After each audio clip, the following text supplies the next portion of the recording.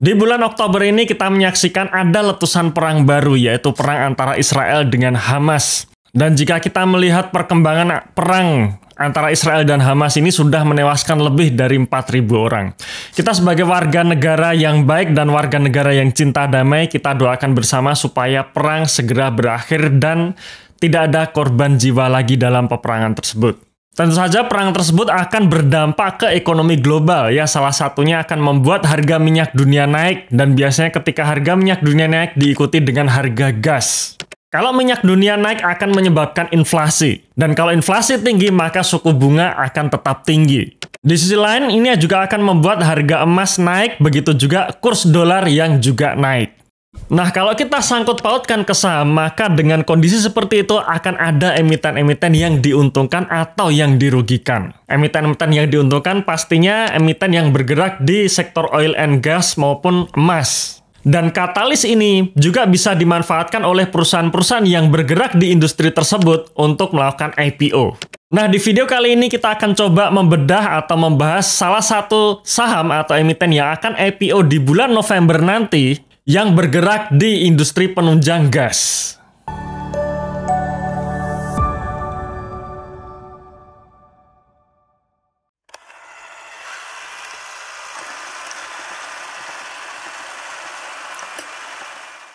Oke, sebelum kita masuk ke pembahasannya, silahkan teman-teman untuk download ebook kami ya, karena untuk minggu ini kami sudah mengupdate ebook kami lagi. Ada 5 saham undervalue sebagai watchlist kita dalam ebook tersebut, di mana ada satu saham baru yang kita masukkan untuk minggu ini. Saham baru ini menurut saya ada momentum menjelang penutupan tahun 2023 ini ya. Apa itu sahamnya? Pastikan teman-teman download ebooknya gratis melalui link di dalam deskripsi di video ini. Oke, video kali ini kita akan membahas IPO dari PT Kian Santang Mulia Tama ya, atau KSM, atau emiten ini akan IPO menggunakan kode RGAS. Nah, kita coba bahas sekilas mengenai kegiatan atau bisnis perusahaan ya. Jadi perusahaan ini atau RGAS ini itu bergerak di 2 segmen ya. Segmen tersebut yaitu produk dan jasa, di mana kalau produknya di segmen produknya perusahaan ini menjual berbagai macam produk yang terkait dengan instalasi gas ya, seperti konverter gas, regulator dan meter gas rumah tangga. Kita sebagai bapak rumah tangga atau ibu rumah tangga pastinya kita tahu ya, di dalam memasang gas ke kompor gas itu pasti pakai yang namanya regulator ya. Salah satunya RGAS ini penyedia regulatornya. Kemudian perusahaan juga punya produk jasa yaitu EPC atau Engineering, Procurement, dan Construction ya, yaitu seperti pembangunan fasilitas gas atau jaringan gas dan juga pekerjaan gas lainnya ya. Contohnya misalkan kalau kita bicara mengenai regulator di sini maksudnya bukan pemerintah sebagai regulator gitu ya, bukan, tapi regulator gas ya, bentuknya seperti ini. Pasti Bapak Ibu yang kesehariannya di dalam dapur nggak asing dengan barang-barang seperti ini. Kemudian RGAS sendiri juga punya kemampuan untuk merakit peralatan penunjang industri gas ya, seperti metering regulating system ya, bentuknya seperti ini, yang dimana ini dipakai untuk mengatur tekanan gas ya, salah satunya seperti itu. Dan RGAS sendiri punya kemampuan untuk merakit barang seperti ini, kira-kira seperti itu. Yang juga nggak kalah menarik lainnya adalah RGAS ini juga punya proyek ya, yaitu pembangunan jaringan gas atau sering kita singkat sebagai Jargas. Ini yang juga menarik hal yang atau pekerjaan yang bisa dilakukan oleh perusahaan ini atau RGAS ini ya. Nah, untuk IPO dari RGAS ini, RGAS mengeluarkan saham ya, jumlah saham yang ditawarkan sebanyak 334 juta lembar saham dengan harga penawaran antara 115 sampai 122 per lembar sahamnya. Nilai emisi yang ditargetkan atau dana yang ditargetkan perusahaan dari IPO ini adalah sebesar 40,7 miliar rupiah ya. Selain itu, RGAS juga mengeluarkan waran sebanyak 200 juta lembar waran ya, waran seri 1. Dan ini waran ini diberikan secara cuma-cuma. Jadi setiap 5 saham baru yang diterbitkan itu memperoleh 3 waran seri 1. Lalu dana dari IPO ini akan digunakan untuk apa saja? Ada 4 hal di mana dana dari hasil IPO ini rencana akan digunakan oleh perusahaan. Yang pertama, sekitar 14,6 miliar rupiah digunakan untuk membeli 99% saham PT Kian Santang dan setoran modal untuk PT Kian Santang.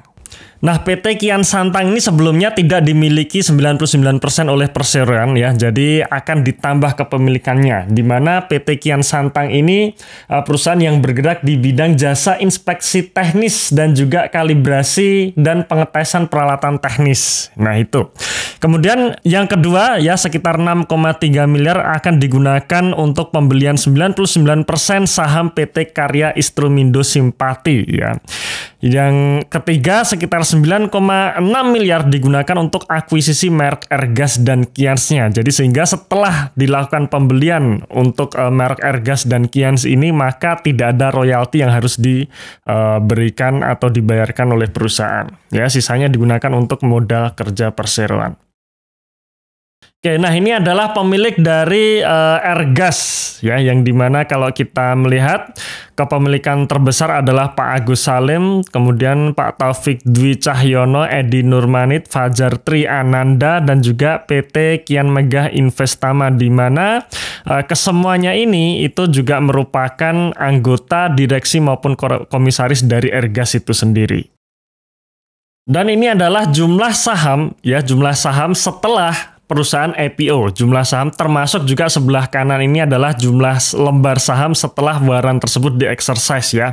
Jadi setelah IPO nanti jumlah lembar sahamnya ada 1,4 miliar lembar saham, dan setelah warannya nanti di-exercise jumlah lembar sahamnya akan menjadi 1,6 miliar lembar saham. Nah, kita ingat-ingat di angka 1,6 miliar lembar saham ini yang nanti kita jadikan patokan untuk menghitung valuasinya. Sekarang kita masuk ke laporan keuangan perusahaan. Di posisi terbaru ya, kebetulan untuk prospektusnya yang dimunculkan dalam laporan keuangan, posisi terbarunya adalah 30 April 2023 di sini ya. Dan di posisi terbaru ini kita melihat neraca dari Airgas memiliki total aset 52,5 miliar rupiah. Kemudian perusahaan juga memiliki kas sebesar 10,3 miliar rupiah. Jadi sebelum IPO sendiri menurut saya kondisi neracanya sehat ya, perusahaan tidak kering likuiditas. Kemudian di sisi liabilitasnya pun, misalkan kita lihat total liabilitas dari Airgas ini yang sebesar 1,5 miliar rupiah, maka sebenarnya Airgas ini sedang nggak butuh duit-duit banyak gitu ya, sedang atau bahkan nggak butuh duit sama sekali, karena dari kas yang dia punya sebesar 10 miliar rupiah itu bisa membayar semua liabilitasnya. Itulah kenapa ketika perusahaan IPO, dana dari IPO-nya semua dipakai untuk ekspansi usaha. Bahkan perusahaan ini juga tidak punya hutang bank ya, menurut saya sangat sehat neracanya. Sekarang kita masuk ke kinerja operasional perusahaannya alias di laba ruginya. Di mana di sisi pendapatan Airgas selalu mengalami kenaikan. Ada kenaikan sekitar 11% untuk pendapatan Airgas di tahun 2020 ke 2021 ya. Cuman kenaikan di tahun 2022-nya nggak terlalu signifikan, hanya naik sekitar 3%. Tapi menariknya untuk di tahun 2023 ini ada kenaikan pendapatan sebesar 73% ya, dari April tahun 2022 ke April 2023.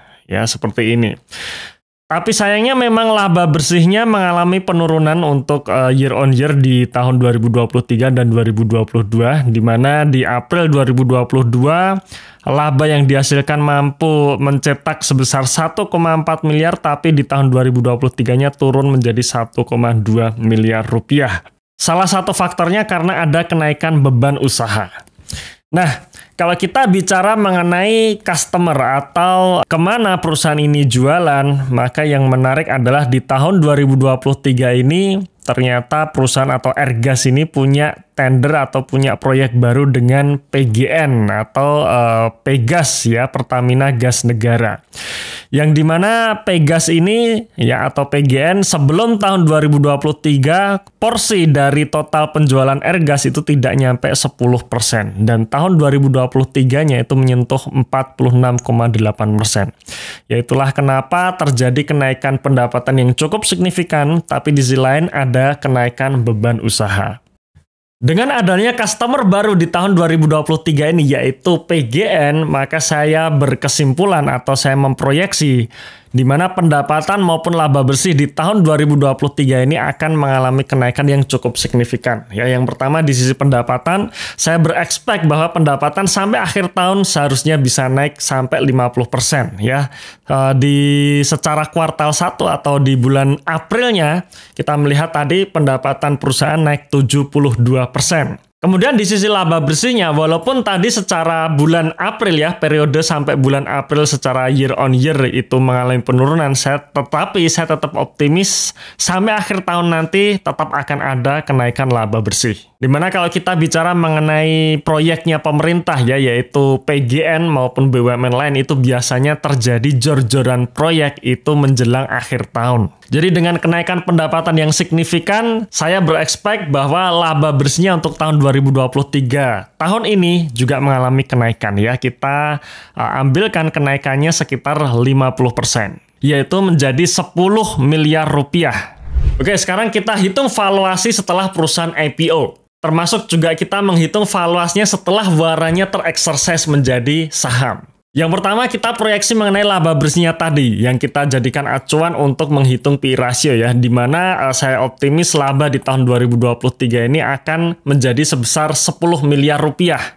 Yang kedua, jumlah lembar sahamnya seperti di slide yang sudah kita jelaskan tadi, di mana setelah warrantnya tereksersis maka akan ada 1,6 miliar lembar saham. Yang ketiga, dari sisi ekuitasnya, kita hitung ekuitas setelah perusahaan juga melakukan IPO, yaitu 51 miliar ditambah dengan nilai emisinya yaitu sebesar 40 miliar.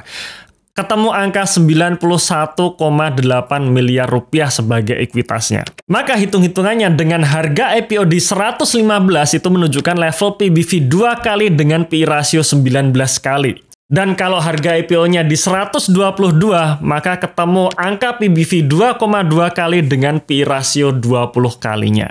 Di valuasi tersebut, saya menyimpulkan bahwa valuasi tersebut bisa dikatakan valuasi yang wajar untuk perusahaan yang sedang IPO. Karena kalau kita melihat IPO sebelumnya, biasanya valuasinya sangat mahal. Ya, biasanya PBV-nya dihargai di puluhan kali, PE ratio-nya bisa sampai 50 kali sampai 100 kali.